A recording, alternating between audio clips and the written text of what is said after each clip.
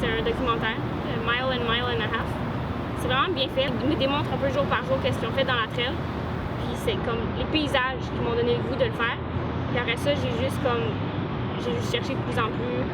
Amélie m'a passé son livre. En cherchant un peu la Pacific Crest Trail, je suis tombée sur la John Muir Trail. Puis après ça, j'ai commencé à faire des recherches, puis ça disait que c'était la plus belle, puis c'est ça. Puis j'ai commencé à en parler un petit peu, puis graduellement, ben, c'était devenu, c'était sûr que je faisais. C'est sûr que le physique, par exemple, c'était vraiment le plus dur. Chaque fin de semaine, j'essayais de sortir en randonnée. J'allais aussi courir chaque semaine. Des fois, j'allais monter les marches du Mont-Royal, up and down, avec 20 livres sur le dos. Les deux, on allait pas mal plus vite qu'on pensait. Fait que je pense que notre préparation était bien faite. Avec le background que j'ai comme athlète, si on veut, c'était pas le côté physique qui m'inquiétait. Je me disais, grosse limite, je ralentis, puis je suis pas pressée. Mais c'était vraiment plus de me dire, OK, ben là, gars, je vais être seule. Je vais monter mon campement, démontrer mon campement. Faut pas que je fasse d'erreur dans le gear que je choisis. Fait que c'était plus ça, la préparation, là. Fait que c'est ça qui est long, c'est que tu remets comme tout en question. Je l'ai fait seule parce que personne n'avait vraiment les mêmes objectifs que moi. Puis elle n'est pas libre de la même été non plus. Fait que, comme je m'étais dit, c'est cette randonnée-là que je veux faire, que je suis capable de faire. Donc je vais être capable de le faire seule à 2 ou à 10. Fait que je me suis dit, allez, let's go. Ça donne beaucoup de confiance en soi aussi quand tu réussis tout seul. Parce que tu sais que tu as porté toutes tes choses tout seul. Tu t'es rendu là. Puis c'est pas grâce à quelqu'un d'autre, c'est vraiment grâce à toi. J'ai dormi peut-être 4 fois tout seul avec personne autour. J'avais comme une fausse impression de sécurité dans ma tente. Vraiment, c'est sûr que c'est fou là, parce que ma tente, c'est n'importe quel animal ou whatever pour rentrer dedans puis juste comme complètement détruire ma tente. Mais je me disais, ça y est, je suis en sécurité. C'était plus mental, je pense, à mon avis là-dessus. Puis, tu sais, une fois j'ai entendu un peu de bruit, j'ai sorti ma tête puis j'ai vu qu'il y avait 5 chevreuils autour de ma tente. J'ai juste trouvé ça le fun.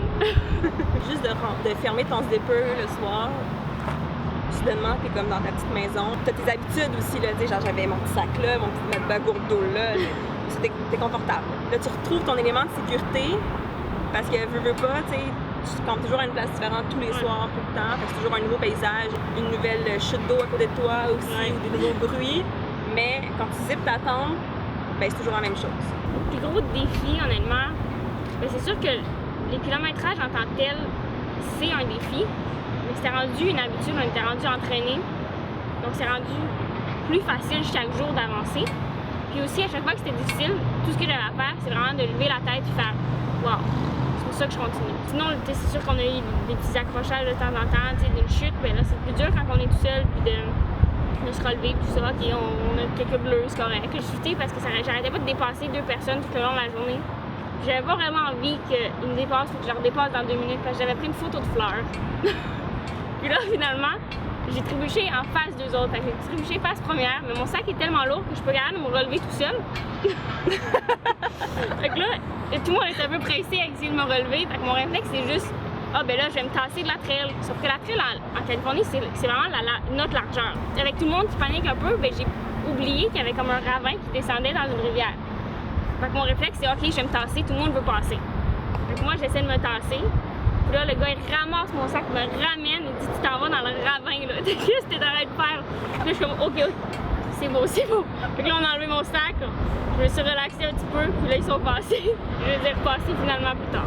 Sur la trail, il y a comme une communauté qui se crée vraiment, c'est un autre monde. Tu sais, tout le monde fait la trail un peu seul ou en groupe de 2 ou 3, peu importe.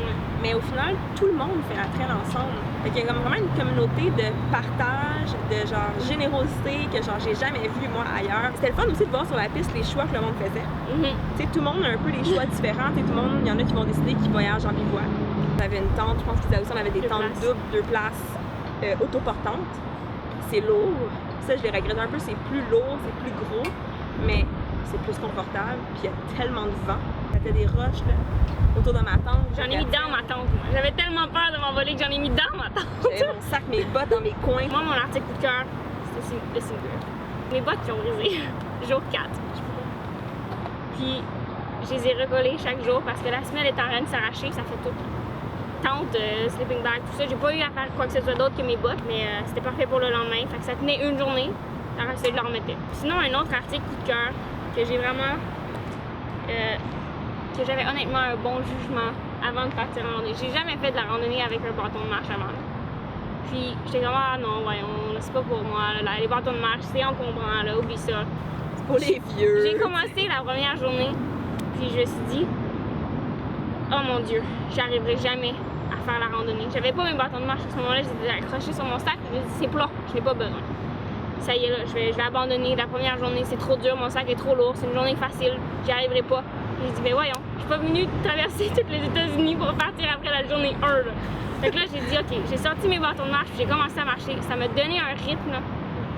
Ça prend la majorité du poids, surtout avec un sac à dos, là, ça fait toute la différence. Ça faisait partie de. Je mettais mes bottes, je mettais mes bâtons de marche, j'étais prête. C'est ça. Ça t'aide en montant aussi quand même, puis je devenais forte des bras aussi, parce que tu transfères beaucoup d'énergie dans tes bras. Puis moi, je suis une athlète de ski de fond. Fait que, tu sais, je retrouvais vraiment le même rythme, si on veut, puis ça m'aidait vraiment beaucoup. Là. Je m'appelle Isabelle, puis j'ai fait la John Muir Trail en 18 jours, les 340 km. Je m'appelle Amélie, j'ai fait la John Muir Trail aussi. Je suis partie 3 jours avant Isa. Je l'ai faite en 21 jours.